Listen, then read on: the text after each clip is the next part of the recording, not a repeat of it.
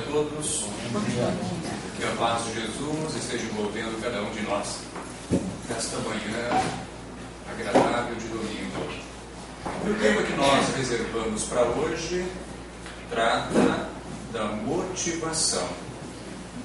Dentro do Evangelho nós encontramos essa frase: ajuda-te que os céus te ajudarão. Nós vemos uma correlação. Então a nossa inspiração evangélica para o tema está exatamente aí, contido no capítulo 25, buscai e achareis do Evangelho segundo o Espiritismo. Então, como todas as nossas exposições, hoje, mais uma vez, estamos aqui para fazer um convite a todos para fazer reflexões em torno daquilo que nós estaremos expondo. Como está o nosso nível de motivação hoje? Estamos motivados com a nossa vida?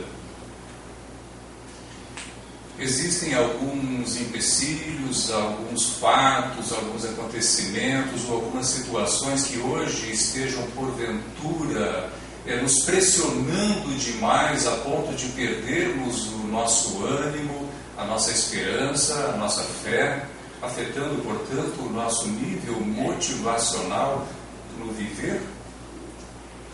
Ou está tudo bem, está calmo, está tranquilo, não existe nada excepcional, estamos dentro de uma rotina que vem já prevalecendo em nossas vidas há longo tempo.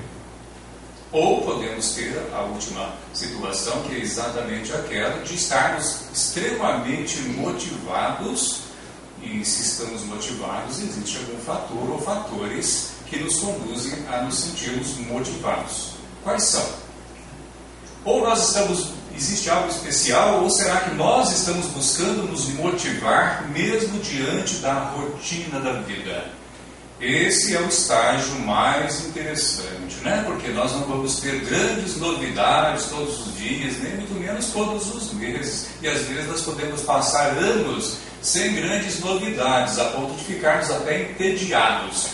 Nós vamos falar um pouquinho sobre o tédio também, que tem uma correlação com esse assunto. Então, vamos iniciar fazendo essas reflexões para perceber como é que nós estamos situados hoje a nível emocional em relação a essa nossa temática.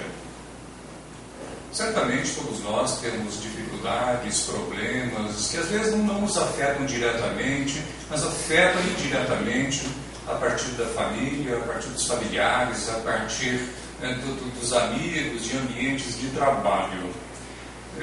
Fazem parte do nosso processo de amadurecimento. Nós não viemos aqui para propor uma situação ilusória na vida de que tudo tem que estar maravilhoso e perfeito e que qualquer probleminha que surja tem que ser retirado o mais depressa possível, né? Porque tira meu bem-estar. Não. Nem tudo podemos retirar com a mão como gostaríamos. E enquanto não conseguimos retirar ou fazer com que certas situações sejam transformadas, é preciso entender essa situação, observar a situação vivida, o que ela pode nos trazer, né, a nível de reflexão, porque com certeza ela visa nos conduzir a um estado de amadurecimento, seja no plano intelectual, mas geralmente no plano moral e com reflexos naturalmente no espiritual. Então a vida pede análise, a vida pede discernimento, pede aquela visão, né, mais profunda, para que saiamos da superfície dos fatos apenas e adentremos um pouco mais no campo das raízes, porque a espiritualidade de Deus trabalha por aí, no campo das causas, e não apenas no campo das manifestações e dos fenômenos. Dá trabalho isso, exige esforço, exige dar-se um tempo para isso, exige às vezes deixar algumas tarefas rotineiras, parar um pouquinho, né, meditar e buscar meditar mais profundamente sobre aquele assunto que nós escolhemos, que hoje pode ser um, amanhã outro, mas essa meditação, né, que é a expansão daquele assunto, comparando, reflexionando, percebendo aquilo em relação ao que nós já aprendemos até hoje. ou seja, em relação ao nosso grau de maturidade, para daí tirar algo bom, tirar algo proveitoso para as nossas vidas e para o nosso desenvolvimento pessoal. Então a vida está aí, nos propondo situações as mais diversas constantemente para que amadureçamos. E o nosso tema de hoje, esperamos que ele possa contribuir no sentido de expandir um pouquinho mais a nossa consciência nessa direção, né? Nos favorecendo no nosso bem-estar. Motivação, do latim movere. A raiz da palavra significa algo mais ou menos assim. É um impulso, né, que vem de dentro da alma, né, um impulso que vem de dentro do ser para gerar uma ação, né, para conduzir ao agir. Então, aí a raiz latina do termo motivação. Nós vamos falar um pouquinho também sobre desânimo, porque está relacionado. Poderíamos falar só do aspecto positivo da motivação, mas é interessante também nós buscarmos a sua oposição para compreendermos melhor o próprio sentido da motivação. E também colocamos algo sobre protelação ou sobre superação da protelação, né? Protelação, vocês sabem, né? Eu não sei se aqui tem algum protelador, além de mim, claro, né? Porque eu sempre lutei muito contra isso, ou nem sempre lutei muito. Muitas vezes eu protelei coisas importantes, né? A tendência à protelação perigosa, né? Já me trouxe muitos prejuízos e não é fácil superar totalmente certos traços de personalidade que nós temos, né? E a gente percebe que alguns já se manifestam desde a infância, ou seja, já trazemos conosco do berço. Ele já é resultado de comportamentos repetitivos em vidas anteriores, que determinaram aquele traço de caráter, aquele traço de personalidade. Por isso, quando nós falamos em reforma moral, em reforma íntima, em transformação moral, a gente se depara com uma situação realmente desafiadora e muito grande. Algumas coisas podem ser fáceis de serem mudadas, substituídas, transformadas, mas os traços de caráter que nós trazemos de vidas anteriores são muitas vezes difíceis de serem transformados. Remover completamente parece um sonho, né? Não quer dizer que não seja possível, mas exige muito esforço, né? Muito esforço, porque teremos que renunciar a muitos comportamentos e a muitas emoções que nos são agradáveis e que estão associadas àquele traço de personalidade. E aí é que está o porém da coisa. Essa emoção que é agradável para a nossa alma e que está relacionada diretamente àquele comportamento, né, é que é o grande obstáculo. Porque ela, às vezes, pode até não ser saudável, mas ainda nos dá algum prazer, alguma satisfação em alimentar aquele comportamento que gera aquela emoção. No caso da protelação, da preguiça, por exemplo, né? Não, deixa para depois. Por quê? Não fazer o enfrentamento, né? Não se precisa munir de coragem. A gente fica naquela condição de insegurança, de medo, de preguiça, de acomodação, que infelizmente agrada ao espírito, porque ele se acostumou a esse estado emocional. E quando precisa remover, alterar isto, ele se vê diante de um grande desafio ou grande obstáculo interno, porque nós estamos falando da alma. Os obstáculos aí são internos, são pessoais, são íntimos. Jesus se referia a esses obstáculos com o nome de montanhas, não é? Nós sabemos disso. Remover montanhas, né? Se você tiver fé, o tamanho de um grãozinho de mostarda, né? Você diz a essa montanha, saia daqui, desloca-te para ali, sem hesitar no teu coração, e isto acontecerá. Então Jesus estava se referindo aos obstáculos íntimos, porque o que ele está nos chamando simplesmente é ao uso da vontade, que é o motor da alma, para que nós possamos mudar algumas situações internas. Claro, havendo a superação e a mudança interna, naturalmente, projetando o interno no externo, nós então realizaremos obras e, enfim, adotaremos comportamentos diferentes do que já possuímos hoje. e que nos proporcionarão grande prazer, com certeza. Então, ajuda-te que os céus te ajudarão. Já fica claro desde já que ajuda-te vem antes da ajuda dos céus. Portanto, a motivação tem que partir de dentro da pessoa, tem que partir da criatura encarnada ou desencarnada. Mediante esse empenho e esse esforço, nós teremos proporcionalmente o amparo espiritual, né? Os céus que nos ajudarão, mas o impulso, né? O mover, a movimentação da alma tem que partir de nós, mesmo que os obstáculos nos pareçam imensos. Desejo, necessidade e motivação. Inspirados aqui no Evangelho, capítulo 25, buscai e achareis, nós vamos ver o seguinte: Deus deu ao homem algo a mais do que outorgou ao animal, o desejo incessante do melhor. Claro, os animais desenvolveram a inteligência instintiva ao longo de centenas de milhões de anos e depois vivem em função dela. Não buscam o melhor, buscam simplesmente viver daquela maneira sempre. Mas quando a criatura atingiu já o campo da racionalidade, do sentimento, da emoção, ela já passa a desejar, a sonhar, a almejar. É algo muito além daquilo que faz simplesmente o animal. Então nós desejamos incessantemente, dizem os Espíritos, o melhor. Nesse desejo é que reside a motivação para as nossas buscas, visando atender o que? As nossas necessidades, porque os próprios desejos geram necessidades, e às vezes necessidades novas, e às vezes difíceis até de serem atendidas, mas enfim, se desejamos e nos sentimos motivados, nós podemos caminhar em direção à nossa satisfação. O desejo e as necessidades são expressões da identidade do indivíduo. Isso aqui está principalmente na Joana de Ângeles, a mentora do Divaldo Pereira Franco. Desejo e necessidade formam a base da nossa identidade. Olha como isso aqui é importante.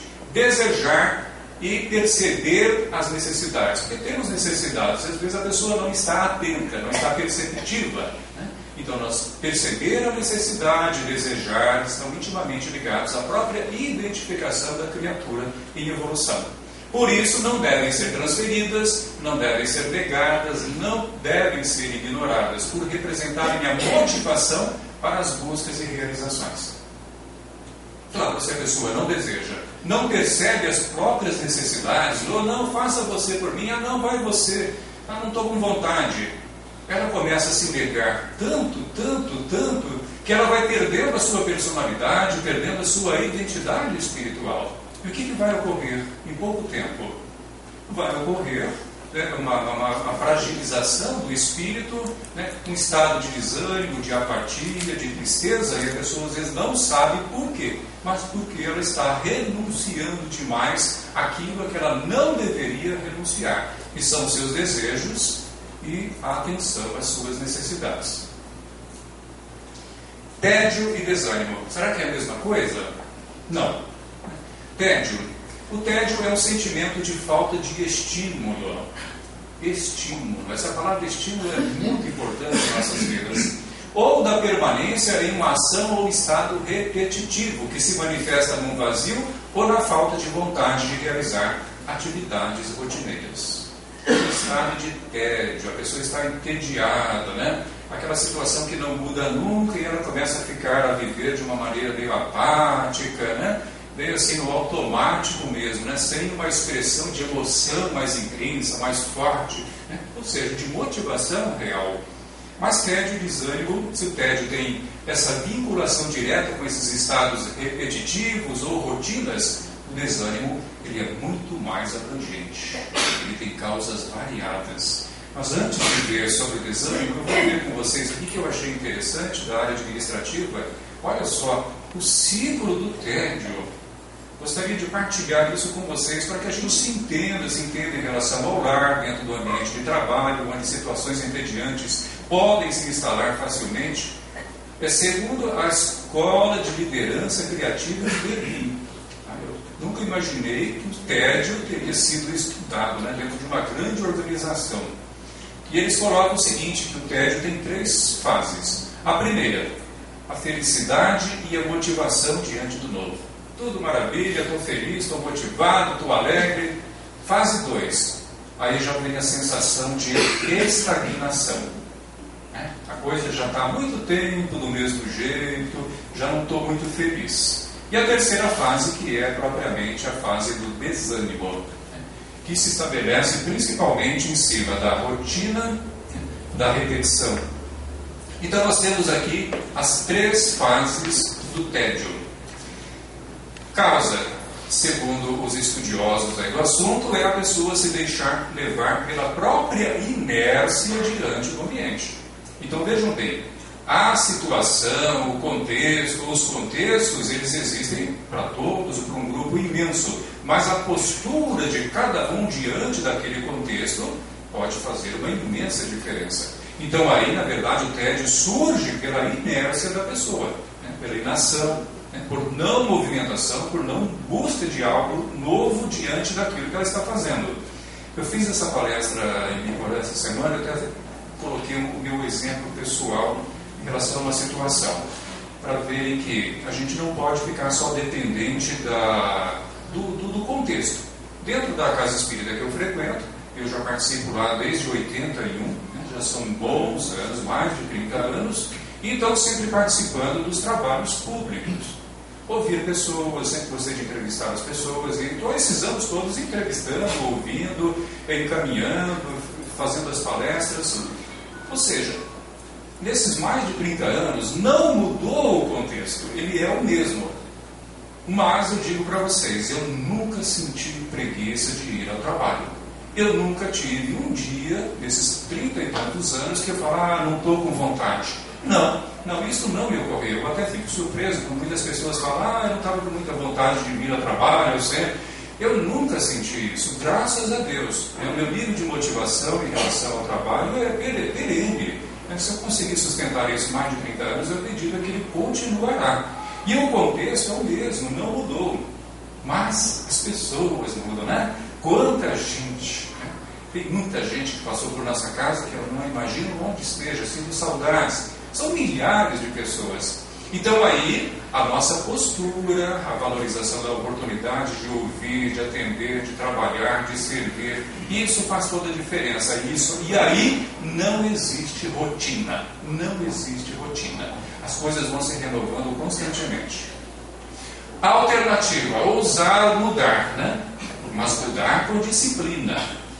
Ou seja, manter o foco na intenção inicial. Nós estamos em processo de transformação, mas eu preciso perseverar dia a dia e não perder o foco daquilo que é essencial e do que realmente eu estou buscando nesse processo de mudança.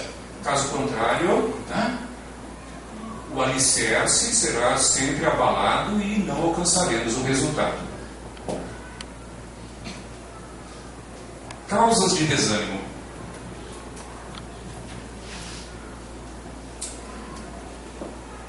Entre as causas externas, nós podemos colocar as frustrações. Todos nós estamos sujeitos a insucessos, a perdas, decepções, rotinas. Isso aí faz parte digamos assim, do ambiente externo. Coisas que às vezes acontecem à revelia da nossa vontade, do nosso querer. Mas existem também causas internas, que é a acomodação, o pessimismo, a baixa autoestima, a ausência de metas e objetivos, dentre muitos outros. Esses são fatores internos. Nós podemos trabalhar sobre esses internos livremente, porque compete a nós. Os externos talvez não tenhamos poder sobre todos eles, mas sobre os internos, sim. E isso faz toda a diferença, porque nós estamos falando de ânimo, desânimo, de estados da alma. A origem do desânimo, segundo os nossos estudos, o pouco desenvolvimento espiritual que ainda nos caracteriza e que se traduz em insegurança e inação. É o pouco desenvolvimento. As nossas fragilidades, nossas limitações, nossos medos são todas resultantes ainda do nosso pouco desenvolvimento espiritual. À medida em que nós avançamos, nós vamos superando essas inseguranças e vamos adquirindo condições cada vez melhores, E estamos dentro desse processo, essa é a finalidade da própria vida. Vejam Kardec quando assumiu o compromisso de sistematizar toda a doutrina espírita. Ele nem sabia o que ele estava começando. No início ele não sabia. Contato com fenômenos, mesas girantes, mesas dançantes. Ele não sabia o que era aquilo e que aquilo poderia levar ele tão longe. Mas, olha, ele já tinha aí seus 50 e poucos anos. Ele não era um menino, não era um mocinho, não estava com 30 anos, não. Ele já estava com uma idade avançada, porém maduro também, preparado naturalmente para um grande trabalho. Qual teria sido a postura dele diante desse trabalho? Não foi de extremo ânimo? Eu consigo imaginar Allan Kardec desanimado realizando a obra. Muito pelo contrário, né? Foi do começo ao fim e ele dedicou o restante de sua vida em realizar o trabalho de sistematização da doutrina. E assim tantos outros, né? Tantos grandes realizadores. São pessoas em quem a palavra desânimo talvez nunca fez parte, né, do vocabulário pessoal. Mas vamos ver, para a gente entender essa questão do desânimo, né? Segundo o Evangelho, segundo o Espiritismo, nós temos aqui que o desânimo é uma falta. Deus vos recusa consolações desde que vos falte a coragem. Deus recusa consolações? É uma maneira, assim, digamos, de colocar que talvez não corresponda à verdade. É que a consolação é o conforto, é a paz. Ela não virá com desânimo. Então é uma consequência natural do desânimo a pessoa se sentir mal. Como você vai consolar alguém que está desanimado? Não dá, né? Não tem jeito. Então o desânimo é uma falta, dizem os Espíritos. Isso está no capítulo 5, item 18, quando fala sobre as aflições, mais especificamente sobre bem e mal sofrer, ou seja, como nós fazemos os enfrentamentos. O Emmanuel, através do Chico Xavier, nos diz que o desânimo é um chamado ao cultivo da vontade, através do cumprimento dos deveres que nós assumimos. Então, temos deveres. O momento de desânimo é exatamente o momento em que nós poderemos nos autossuperar e desenvolver a vontade. Então, é na adversidade das situações e dos contextos que nós teremos a oportunidade de fortalecer a alma. E a questão 909, né, que todo palestrante espírita adora, né? Isso aqui já foi citado 1000 vezes, né? O homem poderia sempre vencer suas más tendências pelos seus esforços? Responderam os Espíritos: sim, e algumas vezes com pouco esforço. Nem precisa muito esforço em algumas situações. É a vontade que lhe falta. Mais uma vez o elemento vontade, o querer, o agir, o ir para frente, né? O impulsionar-se internamente para poder fazer. Como são poucos dentre vós os que se esforçam? Livro dos Espíritos, capítulo 12, Perfeição Moral.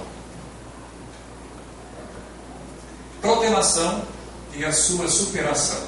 Bom, falamos no início que protelar é deixar para depois, não é? A protelando, a procrastinação, né, que é um termo feio, complicado, protelação, procrastinação, eu acredito que seja a mesma coisa. Não faça hoje o que você pode fazer amanhã, né? E não faça amanhã o que você pode fazer depois de amanhã. Essa é a senha, né, para a protelação, entender a protelação. Aí a gente dá risada, sorrir, como se, isso não faz parte da minha vida, mas faz, né? Faz. Infelizmente, isso faz parte da vida de muitos e de alguns, de um modo especial, de uma forma mais contundente. Quem é que nunca deixou para amanhã algo que poderia fazer hoje? Ou deixou para depois de amanhã algo que poderia fazer amanhã, que teria que fazer até? Então isso é protelação, pode ter consequências danosas. Isso pode ocorrer, né? Comigo, na Aldemar, com o presidente da República, né? Vai deixando, quando vê, depois vira uma bola de neve que não tem tamanho, né? É sufocado por ela. Ocorre em todos os níveis de atividades humanas, com qualquer criatura humana. A questão é estar atento a esse comportamento. Eu sou um protelador? O que eu já protelei até hoje? Tem alguma coisa que eu estou protelando no momento? O quê? Então nós vamos propor aqui 7 questões para serem respondidas, né? Todo mundo trouxe papel e lápis aí? Não avisaram que tinha que trazer papel e caneta? Responder 7 questões. Então vamos responder mentalmente, porque elas vão nos ajudar a oferecer assim um caminho básico, simples, para superar a protelação, ou para nos conduzir a essa superação. Tá?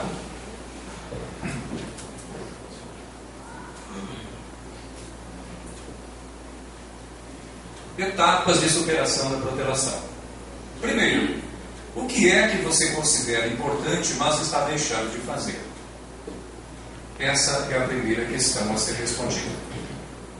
O que é que você considera importante? Existe alguma coisa importante que eu estou deixando de fazer, que eu estou idealizando já faz 10 anos, ou 5 anos, ou 20 anos? Às vezes a gente pode protelar 20, 30 anos, sim, alguma coisa, né? Então vejam bem, o que? Essa é a primeira pergunta a ser respondida. E essa coisa importante deve fazer uma diferença imensa em nossas vidas. Segunda questão, por que é que você considera isso importante? Se eu elegi alguma coisa em minha mente, em minha vida, como algo importante, tem que ter um porquê. Que consequências isso terá na minha vida, na vida de outras pessoas? Deve gerar algum benefício, né, em nosso entorno social, provavelmente. Por que você considera isso importante? Então essas questões têm que ser respondidas com muita objetividade. Tem gente aí querendo ler as outras de facho aí já, né? Tem gente aí tentando, eu deixo fraquinho, mas tem gente querendo antecipar e perde o foco, nós estamos na 2, deixa a outra para depois. Isso é um exercício, tá? Exercício da vontade, do foco, né? Por que você considera isso importante, né? Então a resposta sincera, objetiva, vai nos dar força, vai nos dar energia, né? Porque está trabalhando no campo das causas. Questão 3. O que é que você espera fazendo isso? Realizando esse algo que você considera importante, o que você espera? O que te impede de fazer isso? Eis a questão, né? O que é que está nos impedindo de fazer isso que nós consideramos importante? É dinheiro? Não. O dinheiro normalmente não é o fator mais importante. Isso é colocado sempre. O dinheiro, se for problema de dinheiro, o dinheiro vem depois. O dinheiro é consequência, sempre nós sabemos. Então o problema não é financeiro, né? Não é financeiro, não. Eu vou até relembrar aqui, já nesse momento, eu achei interessante um pouquinho da história do Masaharu Taniguchi, que é o fundador da Seiji Noye, que realiza um trabalho maravilhoso no mundo todo. E o Masaharu Taniguchi, eu li numa revistinha da Seiji Noye há muitos anos, ele ainda jovem, me parece que ele era casado inclusive, tinha lá uma vida muito simples, e ele estava juntando dinheiro, recursos para poder iniciar aquilo que ele chamava de um trabalho de iluminação da humanidade, alguma coisa desse estilo. Talvez os termos não sejam exatamente esses. E o Masaharu, né, quando ele sentiu que já poderia começar o trabalho e iria precisar de recursos financeiros, sim, teve a casa dele assaltada, levaram tudo, e ele ficou meio desanimado, abatido, mas começou, se recuperou e foi juntando de novo, se reorganizando financeiramente. E quando ele sentiu que já estava no momento, novamente a casa dele foi roubada, ele perdeu tudo que tinha. E aí ele até conversou com Deus, assim eu não vou conseguir cumprir o meu trabalho de iluminação da humanidade. E ele disse que nesse momento ele ouviu uma voz interna dizer claramente para ele: o momento é agora, comece agora. Ou seja, no momento da dificuldade, da escassez do recurso. Então o preparo não é o preparo financeiro, material, normalmente, que se espera para se realizar uma obra, mas é o preparo interior. E ele já estava preparado para fazer isso e não sabia. Nós também podemos já estar preparados para realizar muitas obras, né? Não precisa ficar esperando o recurso financeiro para iniciar, né? Porque as coisas vão se mover, né? Ajuda-te, que o mundo espiritual também te ajudará. Então, o que está impedindo a nós de fazer o que nós consideramos importante? Quando você pretende começar? Então vai afunilando, né? Vai afunilando aqui. Vai apertando a gente. Quando é que você pretende começar isso que você está protelando há tanto tempo? Hoje, o ideal seria hoje. Tá? O ideal é hoje. Alguma coisa já ser feita hoje. Não amanhã, senão já caímos na protelação. Deixa para amanhã. Hoje é domingo, né? Não, que domingo? Para Deus, né, dentro do universo, da espiritualidade, não tem essa coisa de domingo, segunda-feira, terça-feira. Isso é convenção humana. Nós podemos começar hoje. Claro, fazer o que é possível fazer hoje. De que forma você pretende começar? Então, a forma mais prática de iniciar a coisa. E por último, o que é que você vai fazer já? Já é hoje, né? Já. O que se define para fazer já? Isso pode nos conduzir, gente, de uma forma objetiva à superação das nossas tendências à protelação. O Espírito Emmanuel, através do Chico, nos diz: tudo o que serve para corrigir, para elevar, para educar e construir, nasce primeiramente do esforço da vontade unida à decisão.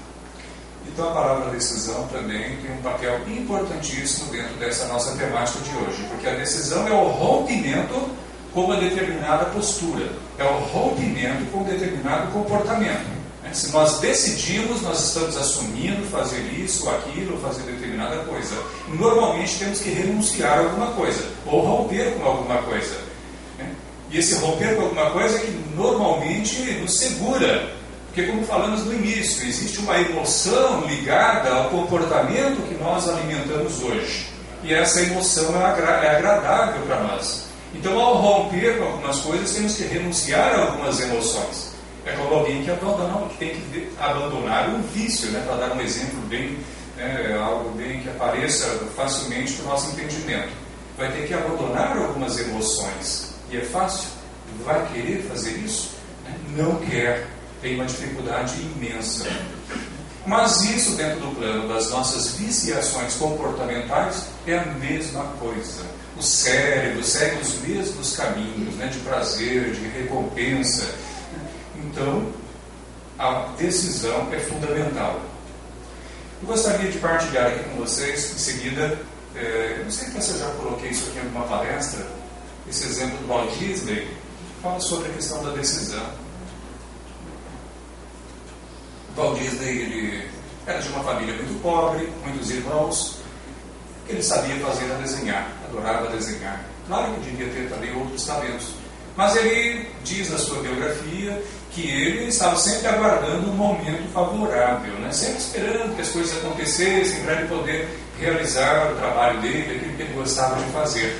Mas aí ele percebeu que esse momento nunca chegaria. E aí ele escreveu o seguinte: e assim, depois de muito esperar, num dia como outro qualquer, eu decidi triunfar.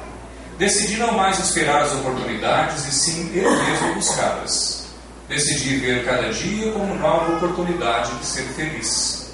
Naquele dia, percebi que meu único rival eram minhas próprias limitações, e que enfrentar essas limitações era a única e melhor forma de superá-las.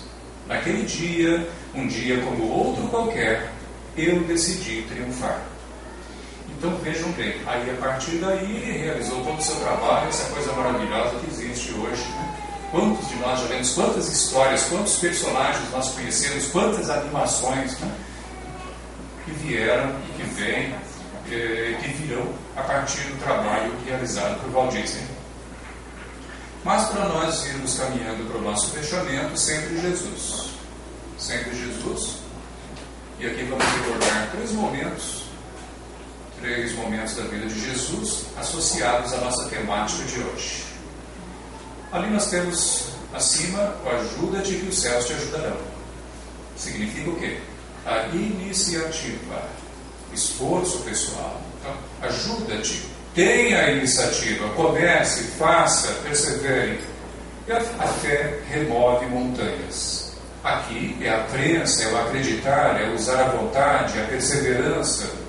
E busca e acharás, que é o trabalho, é a dedicação.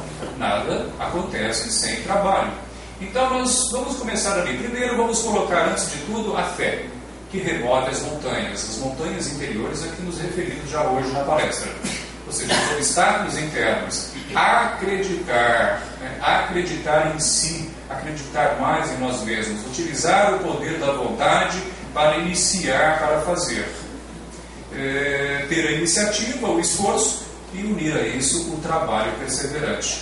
E aí os resultados naturalmente vão aparecendo. Todas as obras humanas seguem esse caminho. mesmo quando a criatura nunca pensou no assunto, mas se realizou porque ela utilizou essas ferramentas a que Jesus se referia. Enfim, motivação. Ajuda-te que os céus te ajudarão. Inicie, faça a sua parte, dedique-se, analise-se, perceba as suas fragilidades para que possa trabalhar com afinco na transformação, dos traços que impedem de ser feliz. Ajuda-te e os céus estarão te ajudando sempre. Que Deus nos abençoe e desejamos muita paz a todos.